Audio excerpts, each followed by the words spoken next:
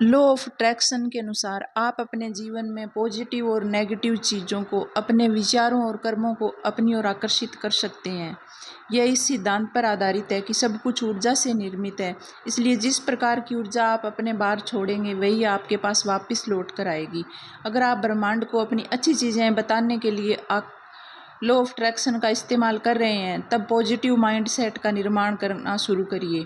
उसके बाद आप अपने लक्ष्य और कर्म को करिए और असफलताओं का सामना अच्छे एटीट्यूड से करिए।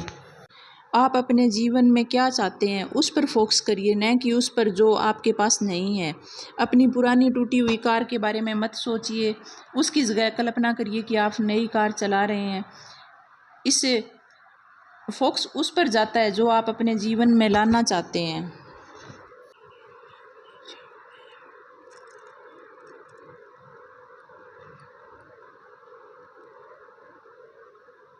को कहिए, अपनी इच्छाओं को कहने के लिए नहीं या मत जैसे नेगेटिव शब्दों का इस्तेमाल करने से बचना महत्वपूर्ण है। जैसे कि मैं नहीं चाहती कि मेरी नौकरी चली जाए। इसी प्रकार से गलत चीज़ों को आकर्षित करने से बचने के लिए ऐसे शब्दों का इस्तेमाल करिए जो आप चाहते हो। जैसे मैं हारना नहीं चाहता से हारना शब्द बाहर जाता है, जबकि मैं जीतना चाहता हूँ बाहर भेजता है शब्द जीतना। सपनों को पूरा होते देखिए। अपनी आंखें बंद करिए और कल्पना करिए कि आप वही जीवन जी रहे हैं जो आप चाहते हैं। कल्पना करिए कि आप अपना मनपसंद काम कर रहे हैं, अपने कौशल का प्रदर्शन कर रहे हैं या अपनी कार में बैठ रहे हैं। अपने इरादों को सुदृढ़ करिए और उनको वास्तविकता में एक कदम निकट लाने के लिए प्रतिदिन ऐसा करिए।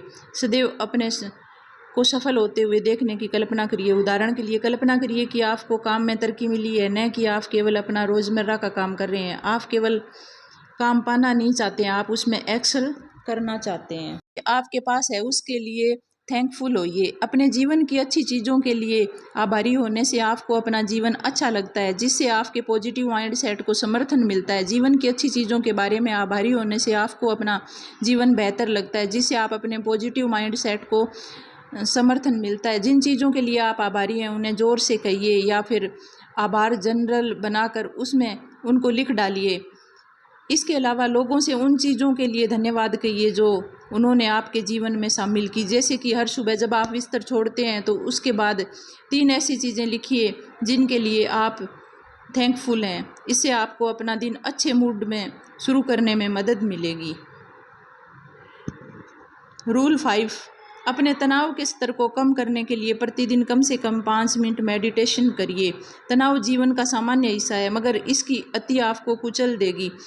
दिन प्रतिदिन के तनाव को छोटे से मेडिटेशन से राहत दीजिए, जिससे आपके मन और शरीर दोनों को आराम मिलेगा। साधारण मेडिटेशन के लिए आरामदेह पोजीशन में बैठिए, फिर अपनी आंखें बंद कर लीजिए। अपनी सांसों पर फोकस करिए और अपने विचारों को आने जाने दीजिए। रूल 6, अपनी चिंताओं की जगह ऐसे विचार मन में लाइए चीज़ें वैसे ठीक हो सकती हैं।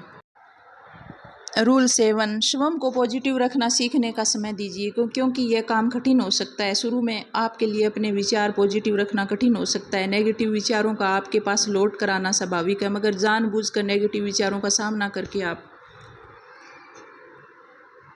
स्वयं को पॉजिटिव कर फोकस कर सकते हैं। उनको स्वीकार करिए, नकार दीजिए, उसके बाद उसकी जगह कुछ पॉजिटिव लाइए। अभ्यास के समय आप अधिक पॉजिटिव हो सकते हैं। जैसे कि आप सोचते रह सकते हैं कि मैं इतनी मेहनत करती हूँ मगर मुझे उसका कुछ परिणाम मिलता दिखाई नहीं देता। स्वयं को एक पल के लिए रोकिए और सोचिए कि आपको यह विचार क्यों आ रहा है। फिर इस लक्ष्य प्राप्ति के लिए कोशिश करते समय आपको जो पॉजिटिव अनुभव हुए हैं उनकी गिनती करिए। जैसे आपने कुछ नई चीज़ें सीखी होंगी या आपको कुछ नए अनुभव हुए होंगे। ऐसी परिस्थिति में कुछ न कुछ पॉजिटिव देखने का निर्णय करिए। आप अपने को बता सकते हैं कि समय के साथ मैं बेहतर होती जा रही, मुझे अपनी प्रगति पर गर्व है।